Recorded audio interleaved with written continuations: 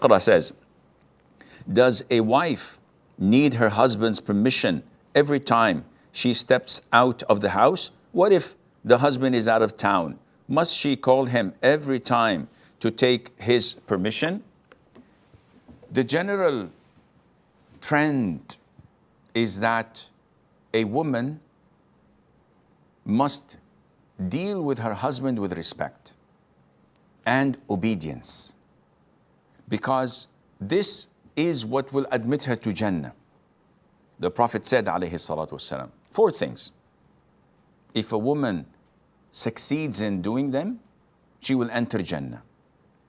If she prays her fard prayers, the 5 daily prayers, fasts her Ramadan, protects her chastity, and obeys her husband, she will enter paradise from any gate she wants. And this by itself is nothing compared to what men have to do in order to qualify to enter Jannah. So we think. But indeed, it's a heavy burden and a great task for women to undertake. And this is their test in this life. In the authentic hadith, in the incident of Ifk, where the hypocrites slandered Mother Aisha, in the long hadith in Bukhari and elsewhere, when she discovered what they were plotting and saying behind her back, she fell sick. But she said, O Prophet of Allah, do you permit me to visit my parents? This, the scholars say, is a clear indication that a woman must not leave her house without the permission of her husband. Now, generally speaking, normal husbands give an open permission.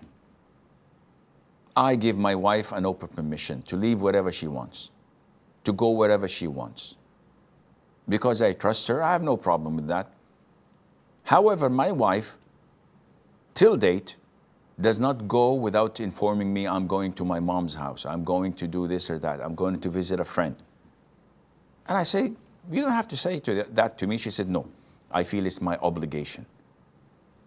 And this is normal. But if the husband insists, in this case, yes, you have to seek his permission.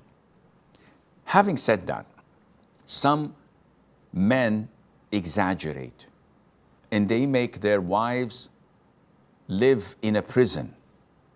So they totally force them to boycott their family.